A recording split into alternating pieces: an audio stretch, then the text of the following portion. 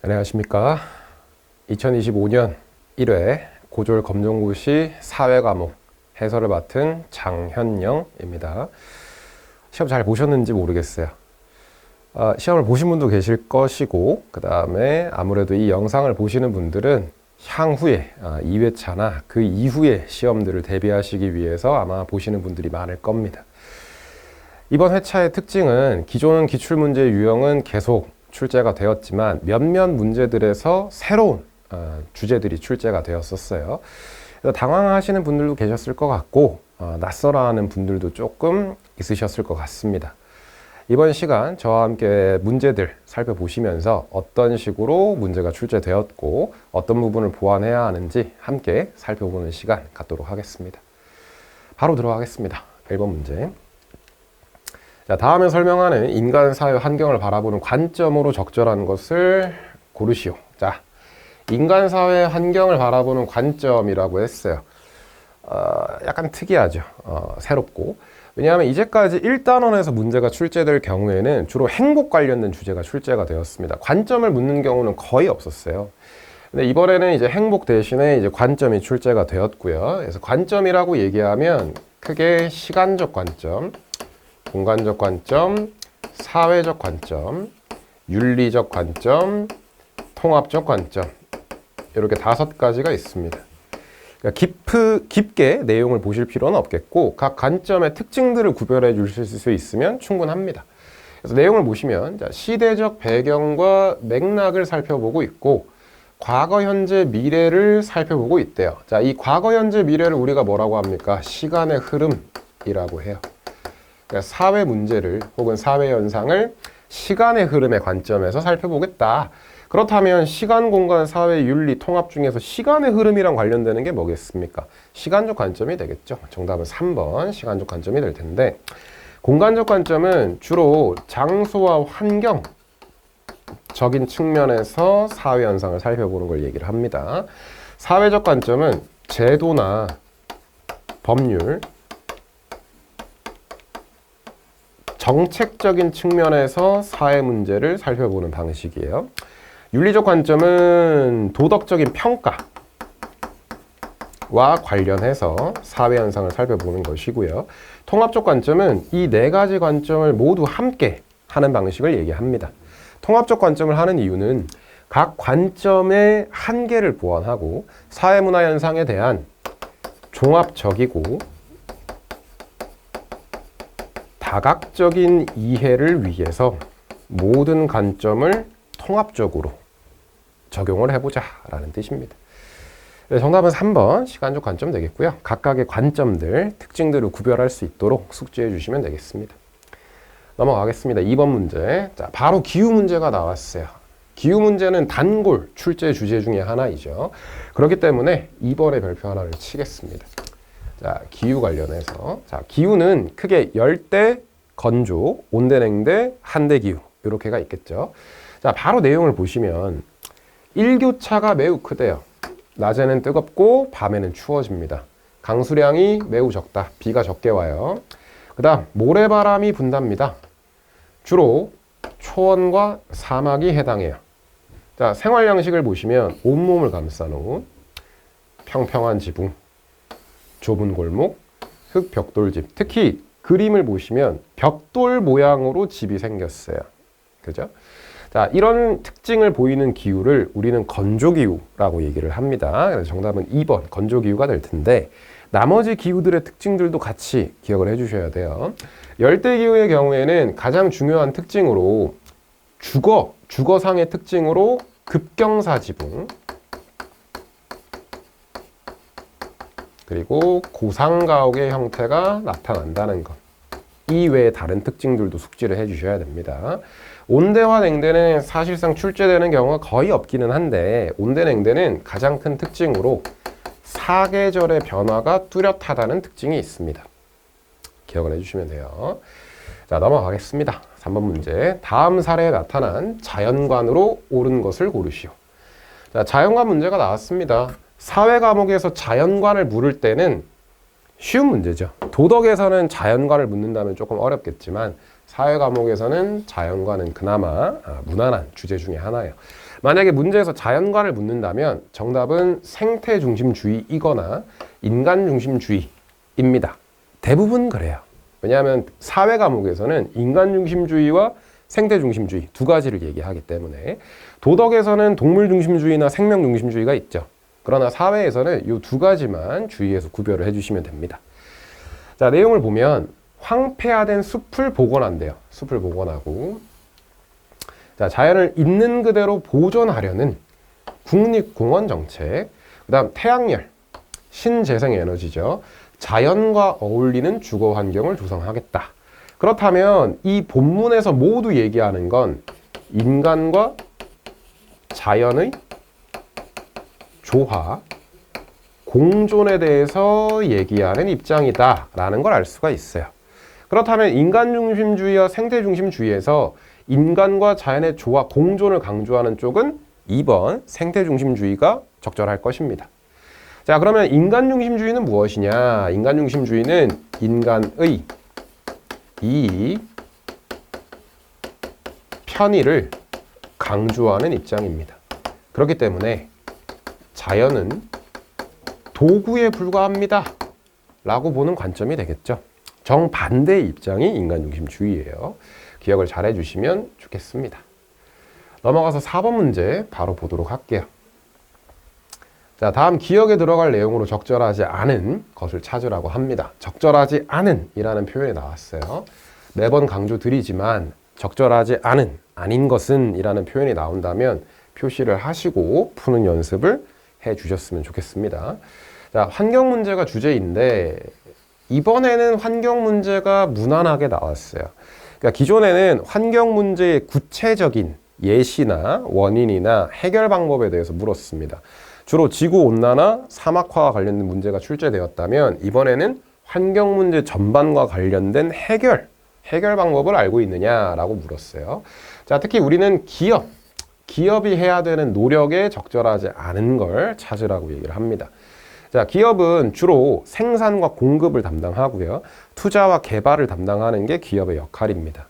그러면 생산 과정에서 공급 과정에서 기업이 해야 되는 노력들에 맞지 않는 걸 고르시면 되겠죠. 자, 그렇다면 친환경 기술 개발 맞을 겁니다. 자, 두 번째, 오염 정화 시설 운영. 생산 과정에서 오염 물질이 배출될 수 있다면 그것을 통제할 수 있도록, 줄일 수 있도록 정화 시설 설치해야겠죠. 세 번째, 법률을 준수해야 된다. 당연한 얘기입니다. 기업이 이윤 추구 활동을 한다고 해서 법률을 무시해도 되는 게 아니잖아요. 환경 관련 법률을 준수해야 되겠고. 자, 그러면 정답은 4번. 화석 에너지 사용 확대. 확대가 잘못됐죠. 확대하면 안 됩니다. 왜 안 되냐? 화석 에너지라고 얘기를 하면 일반적으로 석유, 석탄, 천연가스 등을 얘기를 하는데 이런 화석 연료들은 온실가스를 비롯한 오염물질의 배출이 크다는 단점이 있어요. 그렇다면 환경 오염을 촉진하겠죠. 화석 에너지를 많이 사용하게 된다면. 오히려 기업은 화석 에너지 사용은 줄여주고 어디에 투자해야 되느냐? 신재생 에너지의 개발과 사용에 더 힘을 써야 될 것입니다. 자, 신재생 에너지라고 얘기를 한다면 일반적으로 고갈 위험이 적고 오염 물질의 배출이 적은 친환경적인 자원 혹은 에너지를 신재생 에너지라고 얘기를 해요. 신재생 에너지의 대표적인 예시가 태양열, 태양광, 지력, 지열, 풍력, 파력, 바이오 에너지 이런 것들이 있습니다. 같이 기억을 해주시면 좋겠고요. 넘어가겠습니다. 5번 문제. 자, 산업화 도시화에 따른 변화로 옳은 것을 골라보세요. 자, 산업화 도시화 문제는 매번 꾸준하게 나오고 있습니다. 산업화 도시와 같이 기억을 잘 해주셔야 되니까 여기에도 별표 하나 달게요. 어려운 문제는 아니었어요. 자주 출제되니까. 자, 일단 산업화 도시화가 뭔지를 아셔야 되는데 산업화라고 얘기하면 산업 구조가 변화하는 겁니다. 자, 농업 중심 사회에서 광공업과 서비스업 중심의 사회로 변화하는 것을 산업화라고 얘기를 해요. 자, 여기에서 이 농업의 공업을 비롯한 몇몇 산업들을 1차 산업이라고도 얘기를 합니다. 광공업은 2차 산업이고요. 서비스업은 3차 산업이에요. 그래서 산업화를 1차 산업 중심에서 2, 3차 산업 중심의 사회로 변하는 것이다 라고도 설명할 수 있습니다. 두 번째, 도시화인데 도시화의 의미는 여러 가지예요. 그런데 일반적으로 도시화라고 얘기를 한다면 도시, 거주, 인구의 비율이 늘어나거나 도시의 수가 늘어나거나 혹은 도시적 생활 양식이 확산되는 걸 도시화라고 얘기를 합니다. 자, 그러면 산업화와 도시화는 어떤 관계냐? 보통 일반적으로 함께 진행되는 경향을 보입니다. 산업화 따로 도시화 따로가 아니라 함께 진행되는 경향을 보여요. 그래서 문제에서도 산업화 도시화에 따른 변화라고 함께 출제를 한 걸 볼 수 있습니다. 자, 바로 선지를 보시면 기역, 녹지 면적이 감소했다. 녹지 면적은 풀과 나무가 자라는 땅이에요. 녹지 면적은 줄어들겠죠. 이걸 다르게 포장 면적이 증가하였다 라고도 얘기를 할 수 있습니다. 포장 면적은 콘크리트, 시멘트, 아스팔트로 덮어버리는 면적을 얘기합니다. 늘어나겠죠. 포장 면적은, 녹지 면적은 줄어들어요. 기억 맞고. 자, 니은 공동체적 가치관이 확산되느냐? 공동체적 가치관이 확산되지 않고 개인주의가 확산됩니다. 개인주의가 퍼져요. 자, 디귿 직업이 다양해지고 전문화되었다. 직업의 다양성이 증가합니다. 직업 다양성이 증가해요. 아무래도 도시에는 많은 산업과 기업체들이 있기 때문에 직업이 훨씬 더 다양하게 포진되어 있겠죠. 자, 그래서 디귿 적절하겠고요. 리을 거주 공간이 촌락 중심으로 바뀌었다. 촌락 중심이 아니고 도시 중심으로 변화하는 겁니다. 네, 정답은 기역 디귿 2번이 적절하겠습니다. 넘어가겠습니다. 6번 다음에 설명하는 경제 주체는 무엇인가요? 자, 이 문제를 보셨을 때 조금 당황하셨을 수도 있을 것 같아요. 왜냐하면 경제 주체를 묻고 있기 때문에. 그러니까 이제까지 기출 문제들은 경제 주체를 거의 묻지 않았어요. 과거에나 경제 주체를 묻는 경향이 많았습니다. 최근에는 경제 주체를 거의 묻지 않았는데 이번에 이제 경제 주체를 명확히 출제를 했죠. 자, 경제 주체라고 얘기를 하면 일반적으로 가계, 기업, 정부 요 세 가지를 얘기할 수 있습니다. 그 외에도 더 있지만 일반적으로 경제 주체는 가계, 기업, 정부가 있어요. 자, 가계는 우리입니다. 우리가 가계고요. 자, 주로 소비의 주체다라고 얘기를 합니다. 우리는 주로 소비 활동을 하죠. 소비 활동을 하고. 자, 이 소비 활동을 위해서는 돈이 필요해요. 자, 근데 그 돈은 어디서 오느냐? 기업에게 생산 요소를 제공합니다. 생산 요소라고 한다면 노동력, 토지, 건물, 자본 이런 것들을 얘기합니다. 기업에게 생산 요소를 제공하고 그 대가를 받아서 소비를 해요. 자, 기업은 주로 생산 활동의 주체다라고 합니다. 재화와 서비스를 생산하고 공급해 주는 역할이 기업의 역할이에요. 자, 그렇기 때문에 기업은 생산을 위해서 생산 요소들이 필요해요. 생산 요소의 수요자이다 라고도 얘기를 합니다.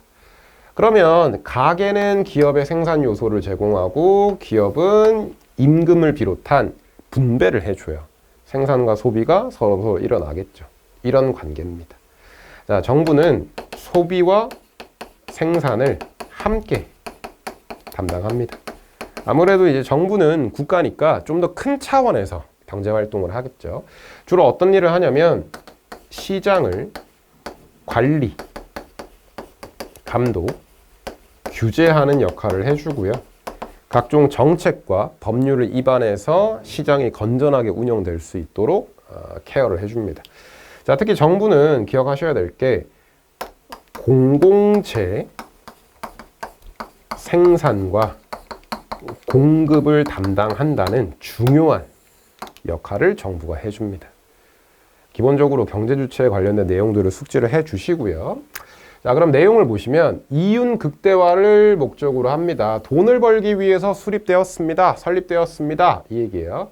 자, 그 다음 두 번째 공급자, 그러니까 생산자라는 얘기죠. 생산 요소의 수요자이기도 합니다. 그렇다면 여기 나와 있는 설명에 적합한 건 기업이에요. 그래서 정답은 1번 기업이 될 거고, 정답을 찾는 것 자체는 어렵지 않으셨을 거예요. 그런데 문제가 조금만 어려워져도 헷갈릴 수 있으니까 가계기업 정부가 어떤 특징을 가지는 경제 주체인지 숙지를 해주셨으면 좋겠습니다. 넘어가겠습니다. 7번 문제. 자, 야외조사 단계에 해당하는 활동으로 적절한 것을 골라보세요. 자, 이것도 약간 낯선 주제죠. 아무래도. 자, 문제는 지역의 공간 변화를 살펴보기 위한 지역조사예요. 근데 지역조사의 단계는 문제에서 출제가 되고 있습니다. 우리가 찾아야 되는 건 요 야외조사 단계에 들어갈 걸 찾아봐라 이 얘기입니다. 잘 안 나왔어요. 지역조사는. 지역조사는 거의 나오지 않았었고, 새로운 문제예요. 이거를 조금 그냥 건너뛰시는 분들도 있었을 것 같은데, 이제 이 내용들도 조금 숙지를 해 주셔야 됩니다. 자, 보시면은 크게 단계는 계획을 수립하는 단계가 있고요. 그 다음 요 두 가지를 자료 수집 단계다라고 얘기를 합니다. 자, 세 번째가 분석 단계예요. 자료를 분석하는 단계고, 그 다음 마지막이 보고서를 작성하는 단계입니다. 이 자료 수집에는 실내 조사와 야외 조사가 있는 거야. 그러면 이 단계에 해당하는 걸 찾아보겠습니다. 자, 1번은 계획을 세우는 단계예요. 자, 2번 지역 주민을 직접 만나서 조사 및 면담을 실시한대요. 자료를 수집하죠? 자료를 수집하지만 실내에서 하는 게 아니고 직접 방문하는 겁니다. 얘가 야외 조사가 되겠죠. 정답은 2번이에요. 자, 3번. 지리 정보를 목적에 따라 그래프와 통계표로 표현합니다. 자, 이것은 분석입니다. 자료를 분석하는 단계예요. 수집 다음 해야겠죠. 자, 4번. 수집한 자료를 종합해서 지역의 발전 방안을 제시합니다. 마지막인 보고서 작성의 단계입니다. 적절한 건 2번인데 이 단계별로 해야 될 일들은 조금 숙지를 하시고, 마찬가지 단계, 즉 순서예요. 지역조사의 순서들도 숙지를 잘 해주셔야 됩니다. 넘어가겠습니다. 자, 8번. 헌법이 보장하는 기본권 중 자유권에 대한 설명으로 옳은 것을 골라보시오. 자, 기본권 문제도 단골이죠.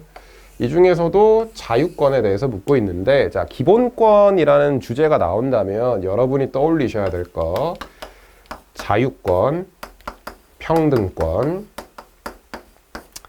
참정권, 청구권, 그리고 사회권. 자, 요렇게 5가지가 가장 기본적인 권리들이죠. 그러면 우리는 자유권에 해당하는 걸 찾으면 됩니다. 1번, 국가 권력으로부터 간섭받지 않을 권리입니다. 이게 자유에 대한 설명이죠. 정답은 1번입니다. 2번, 국가의 의사결정 과정. 의사결정 과정에 참여할 수 있는 권리다. 의사결정 과정을 우리는 정치라고 얘기합니다. 정치에 참여할 수 있는 권리예요. 그래서 2번은 참정권이 되겠고요. 3번, 침해당한 기본권에 구제를 청구할 수 있는 권리다. 청구는 요구한다라는 뜻입니다. 내 기본권이 침해당했으니 회복해 주세요. 해결해 주세요. 자, 이것을 청구권이라고 해요. 4번. 자, 인간다운 생활의 보장을 요구할 수 있다. 인간다운 생활을 우리는 복지라고 해요. 국가의 복지를 요구할 수 있는 권리. 이것을 사회권이라고 합니다. 그러면 자, 문제 보시면 정답은 쉽게 찾으실 수 있었는데, 자유권에 대한 설명, 참정권에 대한 설명, 청구권, 사회권에 대한 설명이 다 나와 있어요. 평등권에 대한 설명이 없습니다. 자, 평등권은 법 앞에서 차별받지 않을 권리를 평등권이라고 얘기를 합니다. 차별받지 않을 권리예요. 이런 식으로 기본권 문제는 자주 출제되니 특징들 그리고 예시들도 함께 기억하시면 좋겠습니다. 넘어가겠습니다. 9번 문제. 청소년 노동권이라.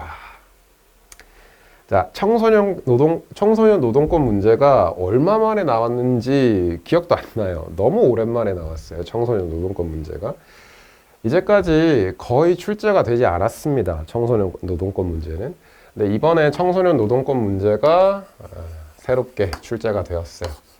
그래서 요거는 새로운 문제니까 별표 하나 달겠습니다.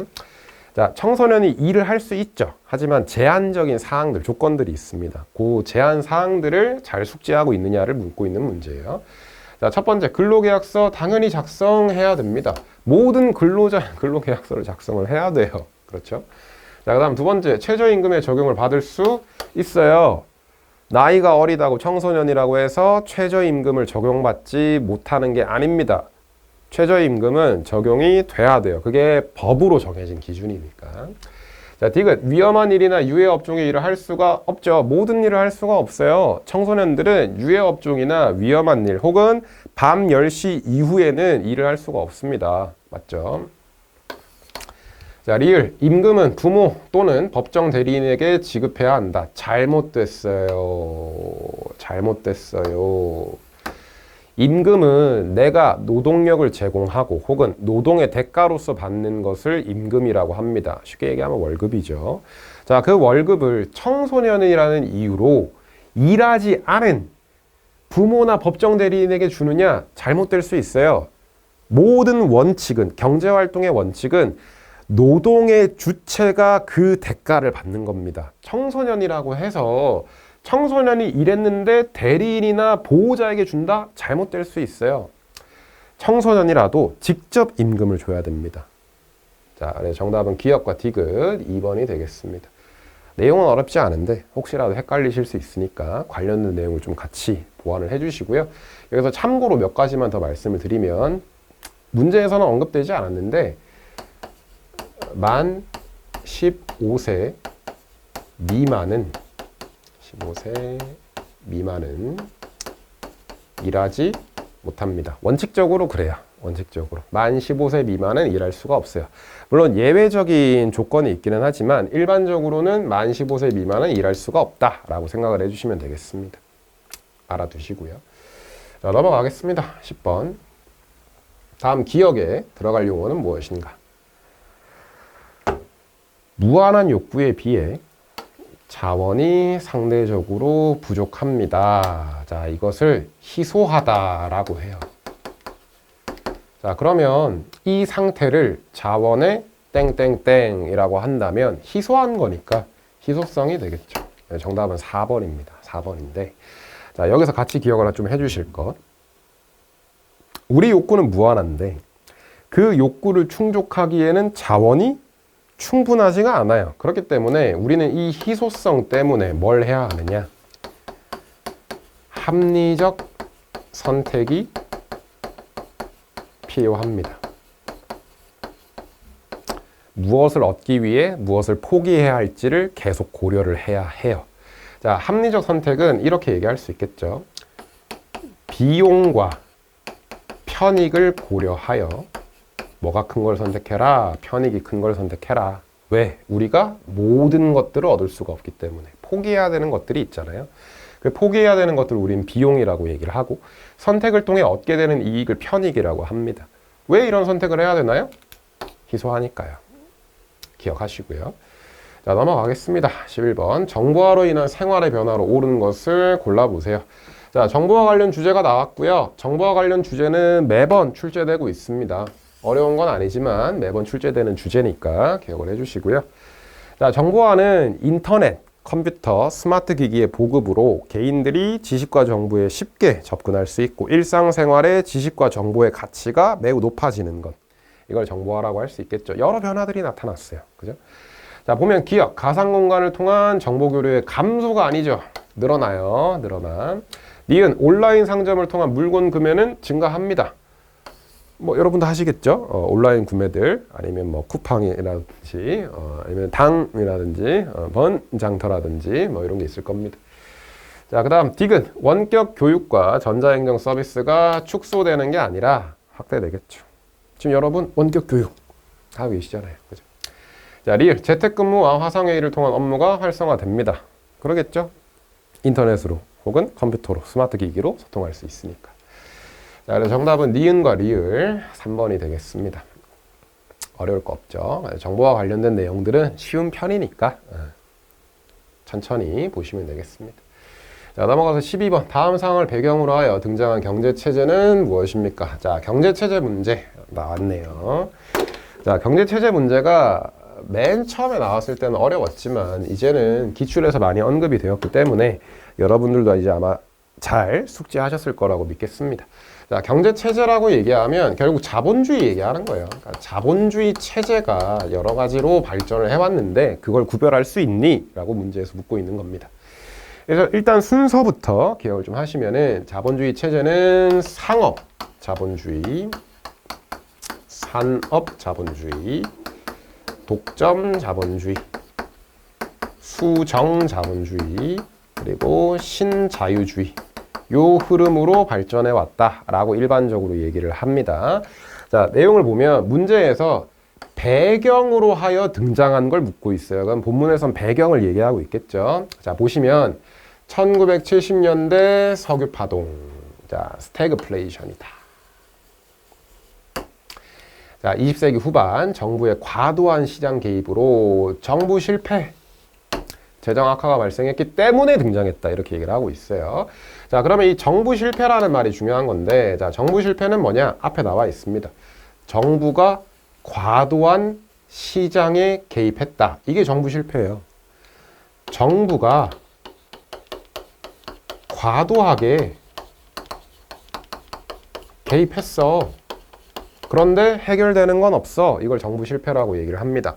자, 이 정부 실패의 대표적인 것이 석유 파동이에요. 또 석유 파동으로 인한 스태그플레이션, 정부 실패입니다. 그러니까 석유 파동이라는 얘기나 스태그플레이션이라는 얘기나 전부 다 정부 실패를 얘기하고 있는 겁니다. 자, 석유 파동이 대표적인 정부 실패의 예시인데 이걸 극복하기 위해 등장했대요. 그러면 이 경제 체제는 정부의 개입과 간섭을 줄이자, 시장에게 다시 자유를 돌려주자라고 얘기를 하겠죠. 그러면 정부가 과도하게 개입했던 시기가 언제냐? 수정자본주의예요. 이때는 정부의 역할이 매우 컸습니다. 그런데 수정자본주의의 끝 무렵에 석유 파동이 터졌어요. 이게 정부 실패죠? 그러면 석유 파동을 계기로 해서 신자유주의로 넘어갑니다. 그럼 신자유주의는 정부의 역할을 줄이자는 거예요. 자, 그래서 석유 파동이 수정자본주의에 터져서 신자유주의로 넘어가는 원인이기 때문에 여러분들은 4번 신자유주의를 고르시면 됩니다. 자, 나머지를 좀 보시면, 자, 중상주의라는 말이 있죠. 중상주의는 상업자본주의, 초기 자본주의에서 나타났던 특징이에요. 자, 이번에 자유방임주의. 자, 자유방임이라는 얘기는 정부가 간섭하지 마세요. 정부가 함부로 시장에 개입하지 마세요. 라는 얘기입니다. 이 자유방임주의가 휩쓸었던 시대가 독점자본주의예요. 자, 근데 문제는 독점자본주의에서는 정부의 역할이 작았기 때문에 어떤 일이 발생하느냐? 대공황이 발생합니다. 자, 이 대공황을 다르게 뭐라고 하냐면 시장 실패라고 해요. 자, 만약에 이번 문제에서 내용을 바꾸면 이렇게 됩니다.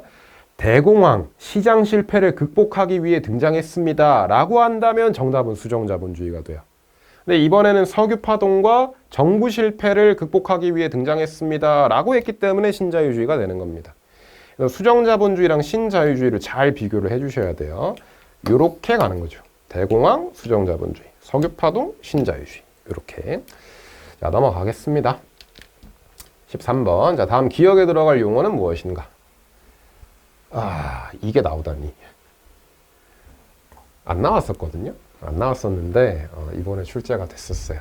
자, 얘도 이제 경제 용어인데 한 나라가 다른 나라보다 더 적은 기회 비용으로 상품을 생산할 수 있는 능력입니다. 다른 나라보다 기회 비용이 적게 물건을 생산할 수 있는 능력. 자, 이거를 이제 보통 우위라고 해요. 우위에 있다라고 얘기를 하는데 이 우위에는 크게 두 가지 절대 우위가 있고요. 비교 우위가 있습니다. 자, 우리는 경제를 전문적으로 하는 사람들이 아니기 때문에 깊은 내용까지는 여러분이 모르셔도 상관이 없어요. 적어도 절대 우위와 비교 우위를 비교하실 수만 있으면, 구분하실 수만 있으면 충분합니다. 자, 그래서 절대 우위는 보통 어떤 얘기를 하냐.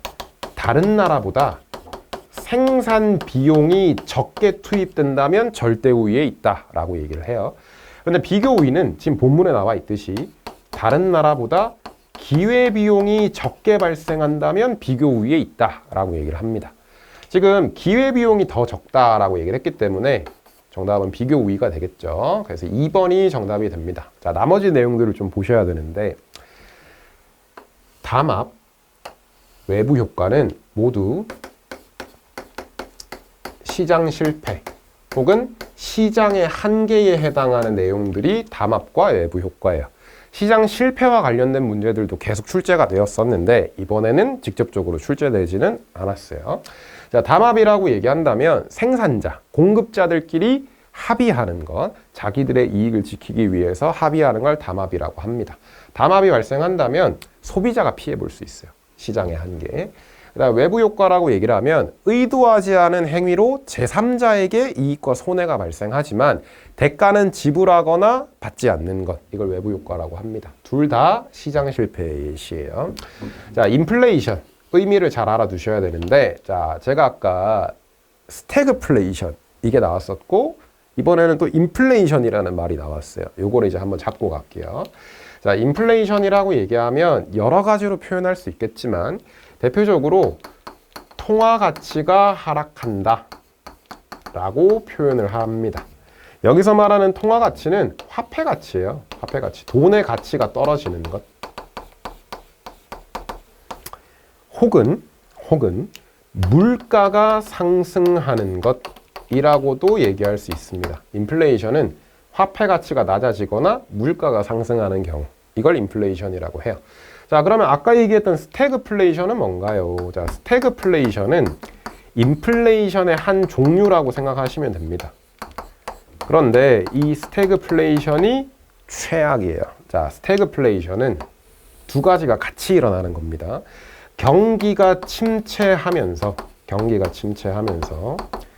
동시에 물가도 상승하는 경우 스태그플레이션이라고 해요. 역사적으로 스태그플레이션은 몇 번이 없어요.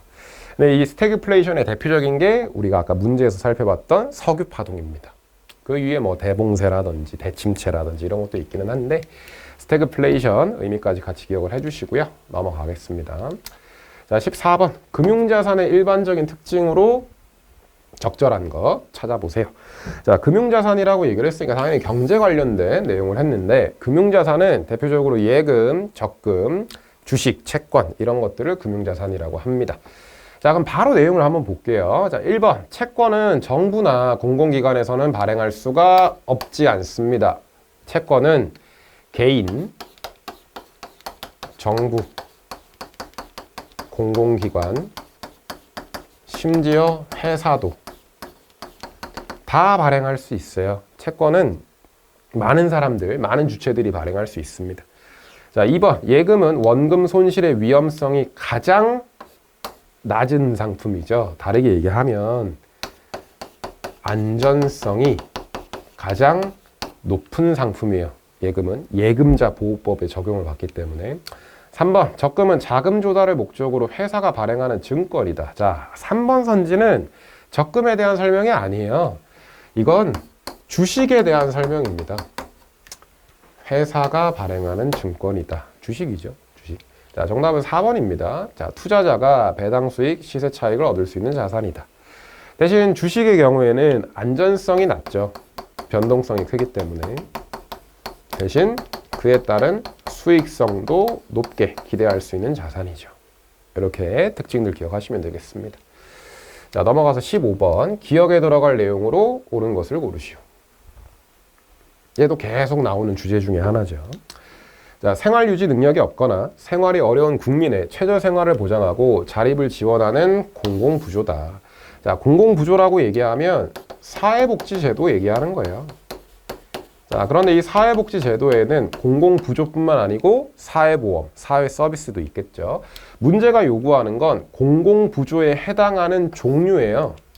종류. 자, 자, 그러면 1번, 2번, 3번, 4번을 쭉 보셨을 때 공공부조에 해당하는 대표적인 제도가 보이네요. 뭐가 있습니까? 국민기초 생활보장제도. 이게 공공부조에 해당하는 거죠. 정답은 4번이 되겠습니다. 자, 나머지를 보시면 국민연금, 사회보험입니다. 고용보험, 사회보험이죠. 건강보험, 사회보험입니다. 자, 여기 추가적으로 산업재해, 보상보험, 보통 산재라고 얘기를 하죠. 산업재해 보상보험도 사회보험입니다. 자, 그래서 사회보험의 종류는 크게 4개예요. 연금, 고용, 건강, 산재. 얘네들만 사회보험이고 국민기초생활보장제도는 대표적인 공공부조라는 거 기억해 주셨으면 좋겠습니다. 사회복지제도는 꾸준하게 출제되는 주제니까 잘 기억을 해 주셔야 돼요. 넘어가겠습니다. 16번. 자, 다음에 설명하는 문화권으로 옳은 것. 자, 문화권 문제 또 나왔어요. 매번 나오고 있는데 이번에 약간 특이한 것 중에 하나가 일반적으로 문화권 문제는 기존에 어떻게 출제가 되었냐면 지도와 함께 출제가 되었습니다. 그래서 지도상에서 이제 고르는 문제가 나왔었는데 이번에는 문화권 문제가 지도와 상관없이 설명만 보고 고르도록 출제가 되었어요. 지도 문제는 딴 걸로 나왔죠. 좀 이따 살펴보겠습니다. 문화권 자주 나오니까 기억하셔야 된다. 자, 내용을 보시면 오스트레일리아, 호주죠. 뉴질랜드, 태평양, 호주.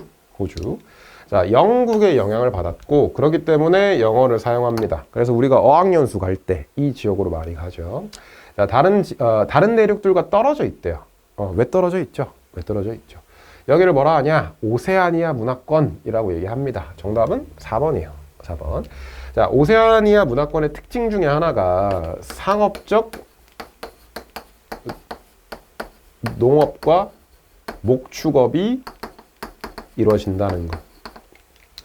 기억을 하시면 좋겠고, 자, 원주민들도 거주하고 있죠. 원주민들. 어보리진, 마오리족 이런 사람들도 있어요. 자, 북극문화권에서 기억하셔야 될 거. 추운 지방이니까 농사가 안 됩니다. 대신 뭐가 해야 돼요? 술록, 유목, 폐쇄적 가업구조. 자, 아메리카 문화권에는 크게 2가지. 앵글로 아메리카 문화가 있고요. 라틴 아메리카 문화권이 있습니다. 자, 크게 어떻게 이해하시면 되냐면 북미 지역, 남미 지역 이렇게 이해를 해주시면 돼요. 그럼 당연히 여기는 영어를 많이 사용하는 미국과 캐나다예요. 그런데 라틴 아메리카라고 얘기를 하면 스페인과 포르투갈의 영향을 많이 받은 지역입니다. 종교도 가톨릭 중심이에요. 그렇기 때문에 혼혈 혹은 문화 융합이 많이 발생하는 곳이 라틴 아메리카 지역입니다. 자, 아프리카 문화권은 조금 중요한 내용들이 있는데 아프리카라고 했을 때 아프리카 문화권은 북아프리카는 포함하지 않습니다. 북아프리카가 아니에요. 사하라 사막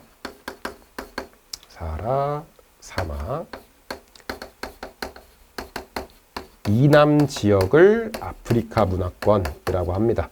사하라 사막의 남쪽 지역만 아프리카 문화권이라고 해요. 사하라 사막의 북쪽에 있는 게 북아프리카입니다.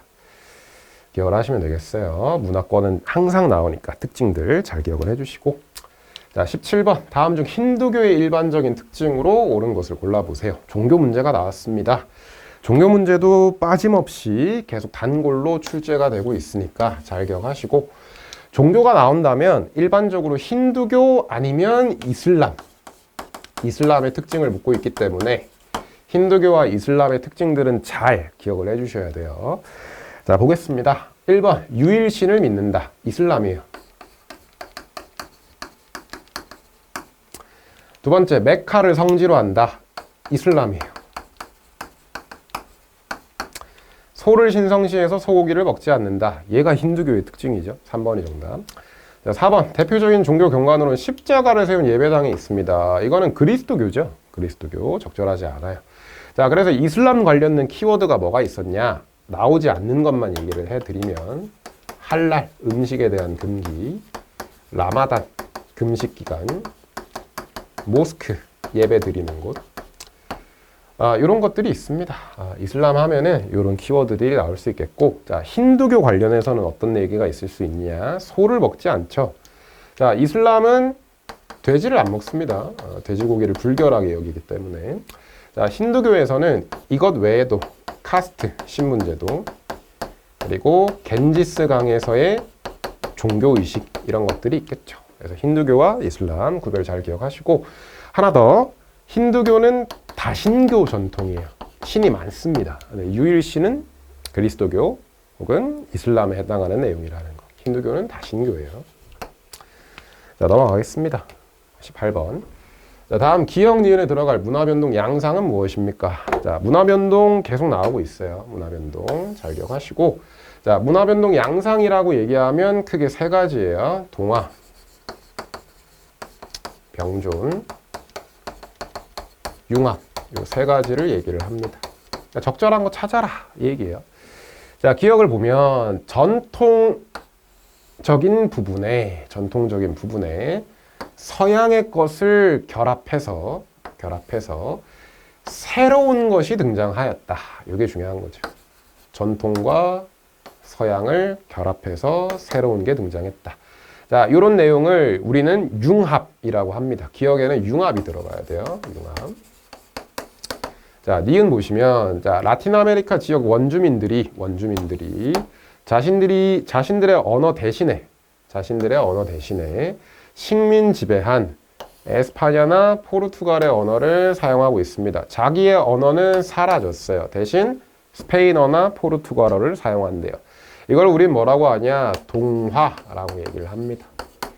적절한 건 기억의 융합, 니은의 동화가 돼야 되니까 3번이 정답이 됩니다. 자, 그럼 병조는 무엇이냐? 자, 병조는 이렇게 이해하시면 돼요. 자, 병조는 두 문화의 접촉으로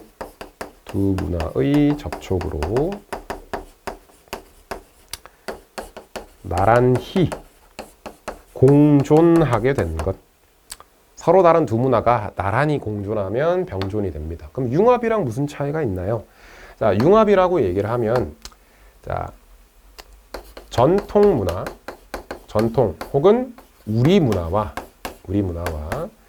외부 문화가 접촉을 했어요. 접촉을 했을 때 제3의 새로운 문화가 형성된다면 융합이 됩니다. 차이를 아시겠죠? 병조는 새로운 문화가 형성되지는 않아요. 그런데 융합은 새로운 문화가 형성됩니다. 그래서 융합과 동화 고르시면 돼요. 넘어가겠습니다. 19번.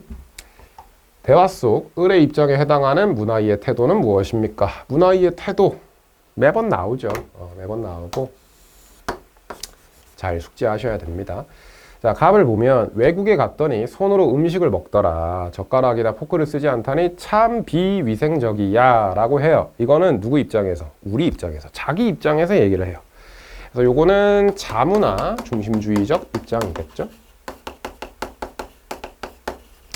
자, 반대로 을의 경우 그 나라에서는 손으로 먹는 것이 오랜 전통이야.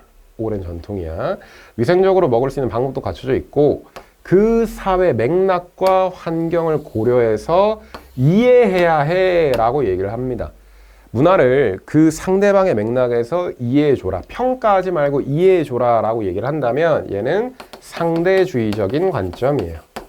자, 그런데 문제에서 요구하는 건 뭡니까?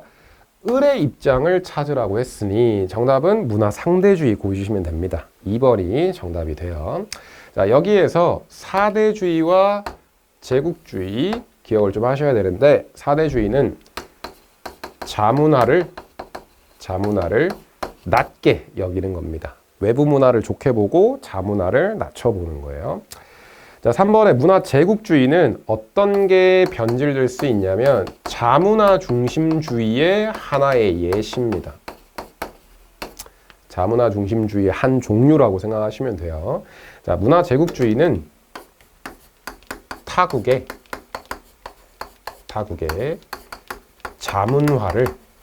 자문화를 강요하는 태도를 제국주의라고 얘기를 합니다. 아시겠죠? 자, 넘어가겠습니다. 20번 문제. 다문화 사회의 갈등 해결을 위한 노력으로 적절하지 않은 것을 고르시오. 자, 적절하지 않으니요. 자, 이런 문제는 틀리시면 안 됩니다. 쉬운 문제죠. 정답은 1번 소수문화 배척하면 절대 안 되겠죠. 절대 안 되고 다문화 교육이나 법과 제도적 지원, 이해하고 존중하는 태도를 가져야 된다. 특히 문화를 이해하고 존중하는 태도라고 얘기한다면 우리 바로 앞 문제에서 봤었던 문화 상대주의적 태도 그리고 관용의 태도가 필요할 겁니다. 그래서 상대주의, 관용 같이 기억을 해주시면 좋겠고요. 넘어가겠습니다. 21번 기억에 들어갈 용어로 적절한 것을 고르시오. 자, 브랜드 개발을 통한 기억 전략인데 내용을 보시면 자, 지역이 가진 특성을 상징물이나 디자인으로 만들어서 지역의 이미지를 강화한다. 지역의 특성을 통해 지역의 이미지를 강화한다. 자, 이걸 뭐라고 하냐? 지역 브랜드화라고 합니다. 지역의 특성을 브랜드화하는 거예요. 브랜드화하는 거. 자, 두 번째, 지리적 특성을 반영한 상품이 해당 지역에서 생산 가공되었음을 표시하여 우수성을 인정하는 것. 이걸 우리는 지리적 표시제라고 얘기를 합니다. 자, 그러면 지역 브랜드화나 지리적 표시제나 모두 뭐와 관련된 전략들이에요? 지역화와 관련된 전략들입니다. 자, 정답은 지역화가 될 텐데 지역화는 어떤 의미를 가지느냐? 지역의 특성을 강화하여 경쟁력을 확보하는 것. 자, 이것을 지역화다라고 이해를 해주시면 되겠습니다. 앞쪽에서 도시화, 산업화, 정보화의 의미는 설명을 드렸으니까 넘어가는 걸로 할게요. 22번 다음에서 설명하는 국제사회 행위 주체는 무엇입니까? 또 나왔죠. 빠지지 않고 나오는 것 같아요. 국제사회 행위 주체 계속해서 나오고 있으니까 국제사회 행위 주체 잘 기억을 해주시면 좋겠고, 자, 행위 주체는 여러 가지가 있습니다. 국가, 비정부기구, 국제기구, 다국적 기업, 기타 등등 여러 가지가 있는데 자, 설명을 보시면 가장 기본적 행위 주체입니다. 중요한 말. 그다음 영역과 국민과 주권을 가진 집단이래요. 영토, 국민, 주권은 국가를 구성하는 가장 중요한 세 가지 요소입니다.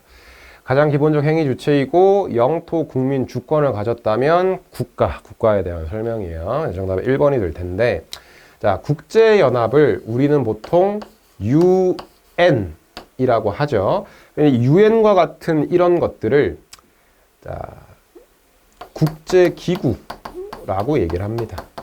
정확히는 정부 간 국제기구인데 국제기구라고 얘기를 하면은 일반적으로 국가들이 가입해서 활동하는 조직들입니다. 다국적 기업은 회사고요. 자, 비정부 기구는 주로 시민사회, 개인들을 중심으로 이제 이루어지는 조직을 얘기하고 주로 인류 공익과 관련된 활동들을 하는 게 비정부 기구입니다. 그린피스, 국경 없는 의사회 등등이 여기에 해당해요. 자, 23번 넘어갈게요. 다음의 설명에 해당하는 분쟁 지역을 지도의 AD에서 고른 것. 아마 이거 어려워하시는 분들이 꽤 있었을 겁니다. 자, 이런 식으로 지도 문제가 나왔을 때 이 지도에 표시되는 지역들이 대략적으로 어딘지가 파악이 되셔야 돼요. 그래서 지도는 계속 꾸준하게 어느 정도 보실 수밖에 없습니다. 자, 여기서는 분쟁이에요. 분쟁. 자, 내용은 이스라엘 팔레스타인 지역. 팔레스타인이에요. 문제에서 요구하는 게 뭐냐? 팔레스타인 찾으라는 겁니다. 팔레스타인. 자, 그래서 내용을 쭉 보시면, 자, A가 있죠? A. 자, 여기가 잘 안 보이실 수 있는데, 북아일랜드 지역이에요. 북아일랜드에서도 분쟁이 있기 때문에. 자, 그 다음에 D. 여기는 남수단이에요. 남수단. 수단과 남수단의 분쟁 지역이 되겠고, B가 팔레스타인입니다. 자, C는 카슈미르겠네요. 자, 이 중에서도 팔레스타인과 카슈미르는 어떤 공통점이 있냐? 종교 분쟁. 분쟁의 원인 중에 하나가 종교와 관련된 거라는 거, 요걸 기억을 해주셔야 돼요. 그래서 팔레스타인이라고 얘기를 하면은 주로 유대교와 이슬람이 충돌하는 지역이다라고 이해를 해주시고, 카슈미르라고 얘기를 하면은 힌두교와 이슬람이 충돌하는 지역이다라고 기억을 해주셨으면 좋겠습니다. 자, 팔레스타인뿐만 아니라 카슈미르도 자주 나오기 때문에 위치 잘 기억을 해주시고요. 정답은 B, 2번이 되겠죠. 자, 넘어가겠습니다. 24번. 자, 다음 기억에 들어갈 용어로 적절한 것을 고르시오. 자, 인구 관련해서 출제가 됐어요. 인구 관련해서 출제가 됐는데 기존에는 저출산 고령화를 물어봤다면 이번에는 약간 다른 얘기를 묻고 있어요. 자, 사망률이 낮아졌고 출생률은 높게 나타나서 어떤 일이 벌어졌냐? 인구가 급격하게 증가했대요. 이게 제일 중요한 거겠죠. 인구가 급격하게 늘어나면서 각종 문제가 발생했다. 자, 이걸 우린 뭐라고 하냐? 인구 과잉이라고 얘기를 합니다. 그래서 정답은 3번 인구 과잉이 될 텐데, 자, 고령화는 전체 인구 중에서 노인 인구의 비율이 늘어나는 걸 고령화라고 해요. 평균 수명의 증가나 저출산이 원인이 있겠죠. 자, 저출산은 말 그대로 출산율이 낮아지는 겁니다. 출산율이 낮아지는 것. 자, 초고령 사회라는 말이 나왔는데 초고령 사회는 전체 인구 중 노인 인구의 비율이 20% 이상인 사회를 초고령 사회라고 얘기를 합니다. 전체 인구가 100명이라면 20명 이상이 노인 인구인 사회를 초고령 사회다라고 얘기를 해요. 요거 하나 기억을 해주시고요. 넘어가겠습니다. 자, 25번 다음에 설명하는 자원으로 옳은 것을 고르시오. 자원 문제죠. 매번 나옵니다. 자, 내용 보시면 자, 냉동 액화 그 다음 자, 화석 연료 중에 하나인데 오염물질의 배출이 적은 편입니다 라고 했어요. 자, 냉동 액화라는 말 나왔고 오염물질의 배출이 적습니다 라고 얘기한다면 정답은 천연가스예요. 정답은 4번입니다. 자, 석유, 석탄들의 특징도 있지만 요즘에는 석탄은 잘 안 나와요. 그러니까 석유나 천연가스와 관련된 특징들을 묻고 있기 때문에 기억을 하시고 특히 요 세 가지 석유, 석탄, 천연가스 요 세 가지를 묶어서 뭐라고 얘기를 하느냐? 화석연료 내지는 화석에너지라고 한다는 거. 요거까지 같이 기억을 해주셨으면 좋겠습니다. 자, 그렇게 해서 이제 25문제 모두 한번 풀어봤고요. 오늘 시간 저와 함께 이제 문제 쭉 보시면서 어떤 부분을 보완해야 될지, 그러니까 기존의 출제 경향이 어떠한지를 잘 숙지를 하시고 여러분들의 시험 결과에 좋은 결과가 있기를 기원하겠습니다. 감사합니다.